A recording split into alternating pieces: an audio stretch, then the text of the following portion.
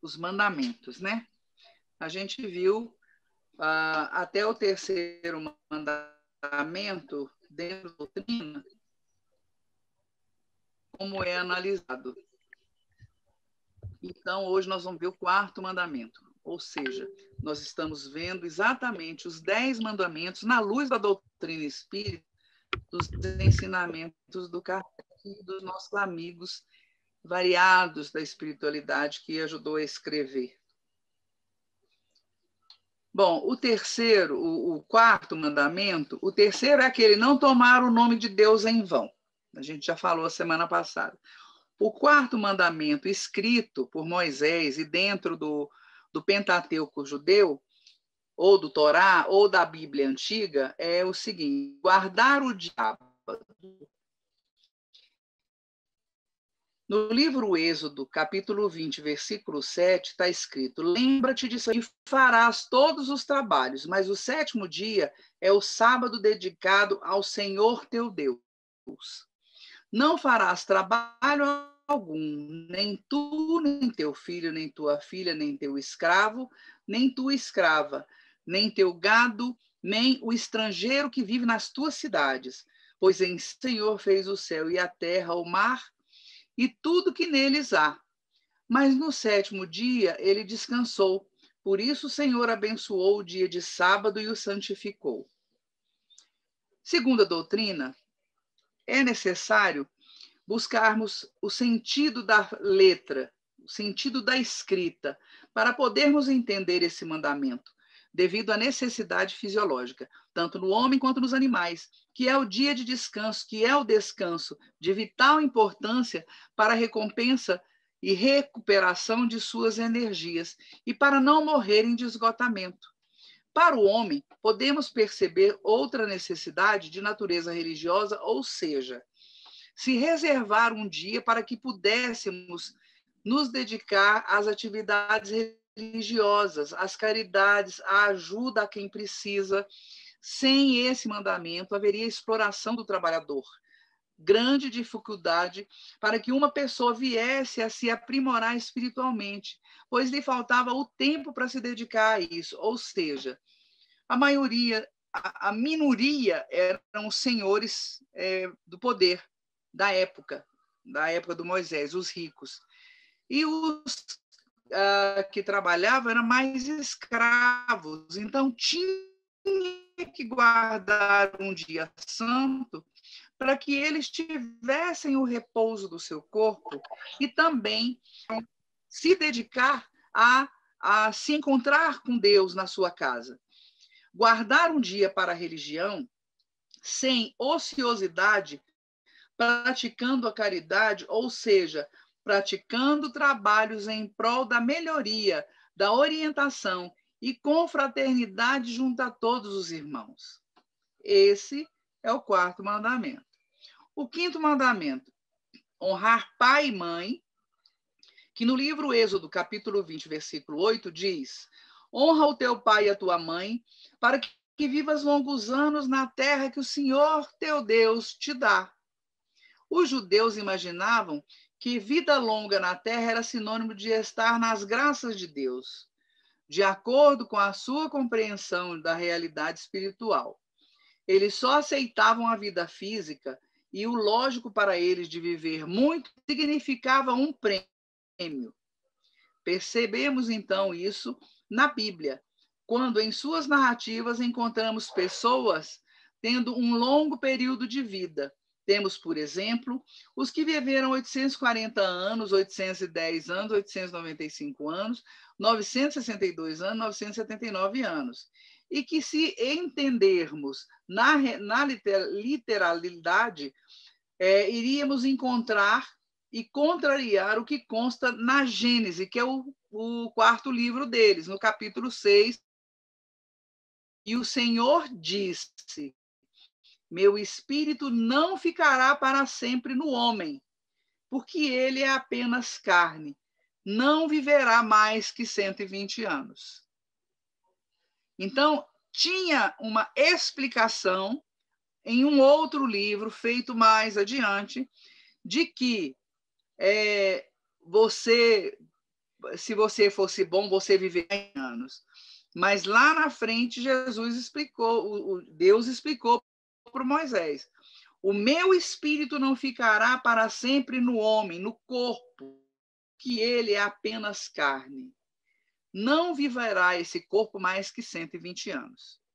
Mesmo se não fosse uma lei divina, é nosso dever honrar aos nossos pais, pois eles nos proporcionam uma nova reencarnação e, ao procriarem o nosso corpo físico, são co-criadores que entregam a Deus um novo corpo físico para que um espírito venha a ter nova oportunidade de crescimento e aprendizado.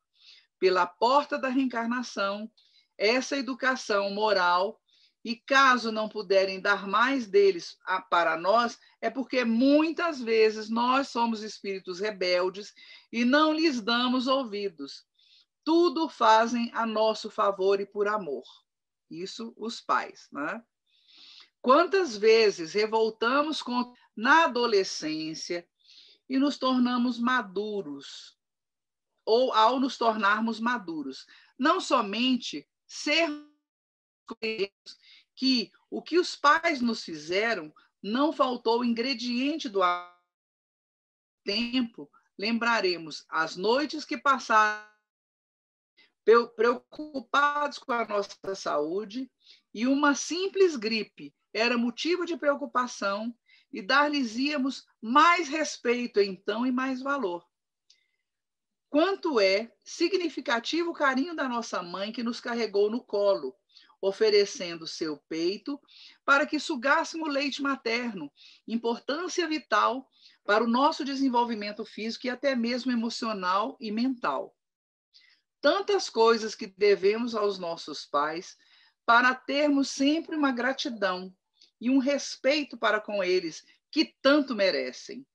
Honrar pai e mãe, gratidão, amar, fazendo culto no lar, convivência harmoniosa, sem deixar surgir desagregação familiar.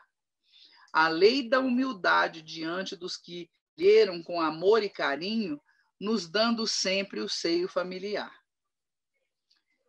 O 6º mandamento é o não matar. No livro Êxodo, capítulo 20, versículo 9, diz: não matarás. É exatamente este mandamento que podemos confirmar que Moisés, ao lado das leis divinas, várias coisas para dar maior valor a elas, de modo que o povo as seguisse cegamente, utilizando a estratégia de dizer que eram provenientes de Deus. Não podemos condená-lo, pois não havia outro meio de moralizar um povo bruto e ignorante como o da sua época. Em algumas citações bíblicas, confirmando, recorremos ao capítulo 21 de Êxodo.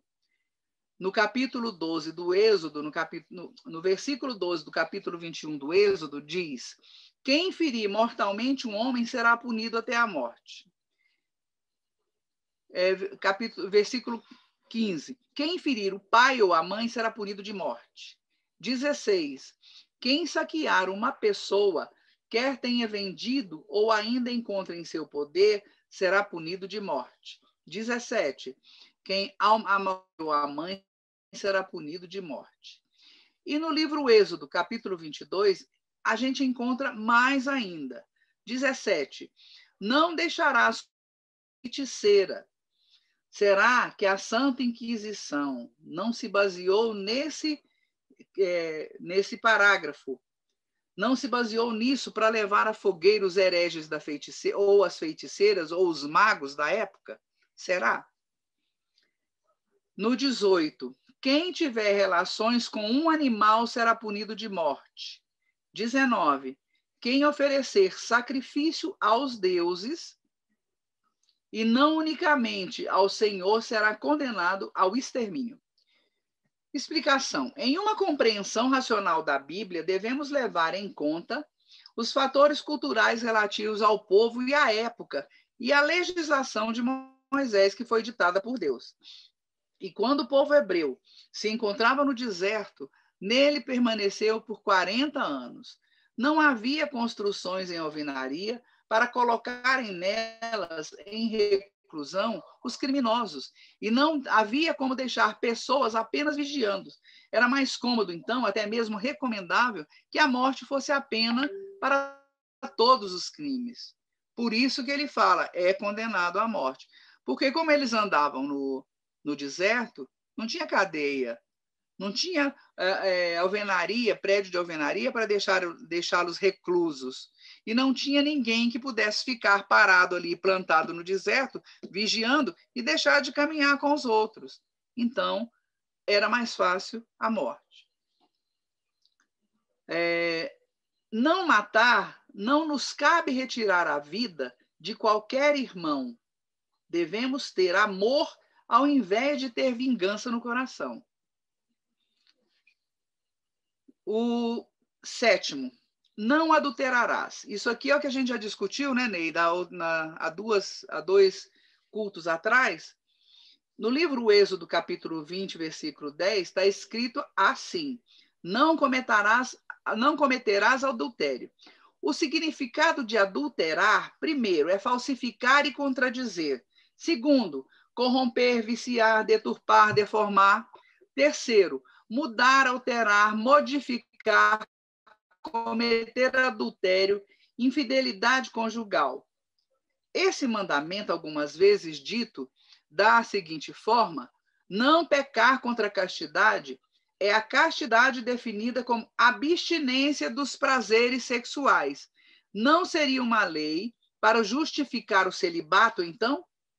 Antigamente, podiam vê-lo somente quando a questão da infidelidade conjugal, devido ao machismo intenso da época, principalmente do povo hebreu. Hoje, compreendemos-lo como um significado mais amplo, e o próprio Jesus o utilizou dessa maneira. Uma geração má e adúltera pede um sinal, e nenhum sinal lhe será dado, senão o sinal do profeta Jonas. Quando apresentaram a ele a Jesus, a adúltera, pedindo-lhe opinião sobre o que deveriam fazer a ela, por saber que pela lei de Moisés ela deveria ser apedrejada, entretanto os outros nada disseram sobre o adúltero. Mas quando se sabe que não poderia uma mulher cometer adultério sozinha, isso reflete também na cultura da sociedade machista da época. Não fornicar, não cometer adultério, prazer irresponsável, sem avaliar sentimentos bons, mas valorizando apenas prazeres carnais. O livro que muito nos ensina, Sexo à Luz da Espiritualidade. Tá? Sobre o 7º mandamento. Certo? Nós temos algumas práticas, né, que é de acordo com cada civilização, né, de acordo com cada povo, né? Então, por exemplo, na parte lá que foi dito de que descansará no sábado, né? Uma das religiões que eu sei que fazem isso é o Adventista do Sétimo Dia. Eles honram realmente o sábado, eles não fazem absolutamente nada até do nascer do dia até o pôr do sol, o dia seguinte, quer dizer, aliás, do pôr do sol até o dia seguinte. Então, no sábado, por exemplo, na sexta-feira, né, seja de sexta-feira à noite até a noite do sábado, né, o começo da noite. Eu sei porque eu tenho um amigo que ele faz isso, tá? Ele é adventista do sétimo dia. Então, esse é uma parte. Quanto à parte cultural, né? Eu acho que seja cultural, por exemplo, pessoal muçulmano os muçulmanos, né? Podem ter quantas mulheres quiserem, entre aspas, desde que ele consiga e possa sustentá-la. Ele não é considerado adultério, tá? Aqui nós temos também outros exemplos, por exemplo, na Indonésia. Na Indonésia e Tailândia, se não me engano, foi pego com drogas, qualquer tipo de drogas, é morte. É morte, acabou, não tem. Inclusive, foram dois brasileiros pegos lá com a prancha de surf, cheio de cocaína, e não adiantou o governo brasileiro pedir para soltarem, para eles virem cumprir a pena aqui. Não, eles foram mortos, eles foram executados, realmente. E nos Estados Unidos, uma das leis que existem lá, inclusive eu acho muito, minha opinião, é que eu não entendo de nada, eu acho muito dura. Por exemplo, dependendo do crime, é morte. Então, é cadeira elétrica, é injeção letal, fica no corredor da morte e morre, realmente morre. Quer dizer, então é execução mesmo, eles fazem execução. E, e condenam, por exemplo, a 3 prisões perpétuas e mais X anos, 30 anos. Entendeu? Quer dizer, a pessoa vai ter uma vida só e ainda vai ficar devendo 2 prisões perpétuas e mais 40 anos. Quer dizer, mas são leis, né? São leis. Quer dizer, então depende muito, é questão cultural, né? Questão cultural. Eu acho que tudo isso mostra o quanto que nós, né, que a humanidade ainda está longe de entender qual o verdadeiro propósito dos ensinamentos de Jesus, porque você vê as divergências de entendimento, dependendo da localização, né, da cultura local, se é Oriente, se é Ocidente, mas todos nós somos filhos de Deus, somos seres humanos. Então, que a gente peça a Deus a coragem para entender o nosso fazer o nosso autoconhecimento, né? Que a gente tenha coragem para corrigir as nossas imperfeições, que Ele ilumine nossa mente, que a gente consiga compreender o verdadeiro propósito da vinda de Jesus, que a gente consiga entender a lei de amor, porque só quando a gente amar, e amar com uma extensão muito maior do que a gente consegue hoje, é que a gente vai mudar a vibração do planeta. E aí, todas as nações, todas as civilizações vão começar a entender a lei de amor do Cristo. E aí a gente não vai ver mais tanta divergência, tanta desigualdade e tanto sofrimento. São exemplos que a gente tem que, infelizmente, são reais, mas que, se cada um de nós, né, se comprometer a entender o que Jesus quis nos ensinar, e a partir desse entendimento, dessa internalização, a gente começar a praticar, a gente pode sim contribuir para mudar tudo isso.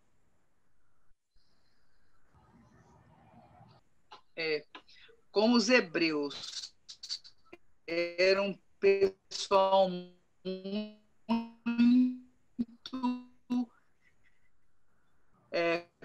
como é que se diz, desregrado, tinham que arrumar um lugar para eles, mas eles tinham que primeiro merecer. Sem merecimento, eles não teriam. E como eles não respeitavam dia nenhum, escravizavam, Deus fez escrever em não, porque a pessoa precisava descansar, ela precisava entrar na família, ela precisava ter o seu contato com Deus. Porque durante o trabalho ele não conseguia, era um trabalho árduo, de sol a sol, noite adentro. Então, foi algo escrito de uma forma para conseguirmos chegar no amor de Cristo. Porque o amor de Cristo é algo sublime, nos faz, é como se nos fizesse flutuar, entendeu? Mas não é tão simples. Não é. É complicado, mas a gente tem que procurar, para entender os 10 mandamentos, entender primeiro a lei do amor de Jesus. Que é a base, né? Está fechado o microfone. É a Tá bom. base. Não está aberto. É a base de tudo. Os hebreus, eles viviam no Egito, né? Eles conheceram uma civilização considerada avançada, né? Do ponto de vista até da espiritualidade, dos recursos que eles sabiam manipular para realizar construções e tal. Então, uma civilização que acabou, mas que deixou um legado e um conhecimento e uma demonstração, né, da força. Os hebreus, apesar de escravizados, conviveram com esse povo do Egito e saíram, guiados por Moisés, né, para um lugar que, na ideia deles, existiria além do mar, né, teriam que atravessar aquele mar, e as leis foram ditadas porque Moisés era o único que guiava aquele povo, que tinha essa condição, e tinha que ser duro o suficiente para eles obedecerem a determinadas regras, não é? Para aquela época. E para não se dispersarem e, de repente, morrerem, né, pelo deserto e nem chegarem à Terra Prometida. Então, daí, essa dureza das coisas. E as regras são duras e foram duras mesmo. Jesus é que mudou e disse, transformou 3 mandamentos em um só. Esse seu primeiro, eu acho que ele não quis dizer que seria o único, para não desfazer de todo aquele passado. Mas eu acho que é o único que Jesus deixou. É o único mandamento. Ele é tão grande, ele é tão maior que a própria humanidade, que a gente não alcança, a gente não consegue fazer. E hoje, esses hebreus escravos estão aonde? Nos comércios, 24 horas trabalhando, nos metrôs apinhados, nos ônibus lotados, apesar da pandemia, precisando de R$ 300 para sobreviver, para não morrer de fome. Hoje, a escravidão e essa coisa, né, que existia naquele tempo, que foi conquistada por Moisés, que ele tentou livrar o povo daquela escravidão, está aí. Hoje é o dinheiro que está mandando, né? A humanidade servindo a mamão, né? Primeiro, a economia, ao invés de menos mortes. Primeiro, então, na verdade, uma grande parcela da humanidade ainda não aprendeu. Nós somos privilegiados, porque já sabemos, já temos esse conhecimento, não só desse Antigo Testamento, que ficou para trás, na medida em que as suas leis foram muito temporais e circunscritas a uma situação, e que hoje, né, é diferente, mas às vezes é até parecida, mas a gente tem essa doutrina maravilhosa, né, que nos esclarece, que nos conforta, que demonstra a realidade mesmo da vida após a vida, vamos dizer, essa material. A gente tem certeza, principalmente a gente que trabalha mediunicamente nos centros, né, nas casas de umbanda, sei lá, em qualquer templo onde a espiritualidade é valorizada, tem certeza de que essa espiritualidade depois da morte existe, de que a lei maior é a lei do amor, né? Deus a si e ao próximo,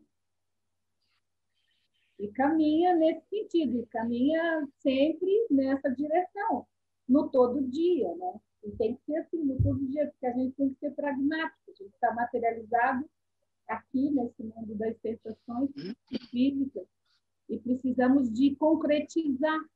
Daí a caridade, fora da caridade da salvação, que é uma outra regra de ouro que nos transforma, que nos acalenta o coração, que nos reconforta e que faz bem, principalmente a nós mesmos. Né? É isso. Estava escrito isso, que como Moisés chegou a mandar os espiões para ver se realmente existia a terra prometida. E os espiões voltaram com um cesto cheio de uvas, de frutas, de verduras, de legumes, de carnes e de coisas materiais. Mas a distância era grande. Como eles já tinham passado por 40 anos no deserto, eles falaram que não, que o comodismo ali estava melhor, que eles não queriam arriscar, ter muito mais do que ter aquele pouco. O que Deus fez? Morte de uma geração inteira. Está escrito na história. E a gente já leu há 2 ou 3 reuniões atrás. Então, como eles pegaram o comodismo e não quiseram andar para chegar onde os espiões deles foram lá e trouxeram a cesta cheia, eles ficaram ali. E Deus fez o quê? Eles tiveram que esperar uma geração inteira. E iam todos aqueles desencarnar e vir um nível de espíritos novos para poder recomeçar a evolução daquele povo. Então, a história nos diz isso, e a Bíblia antiga nos disse. E o Kardec fez o Pentateuco onde? Baseado na história do Moisés. E isso é que é gratificante, graças a Deus.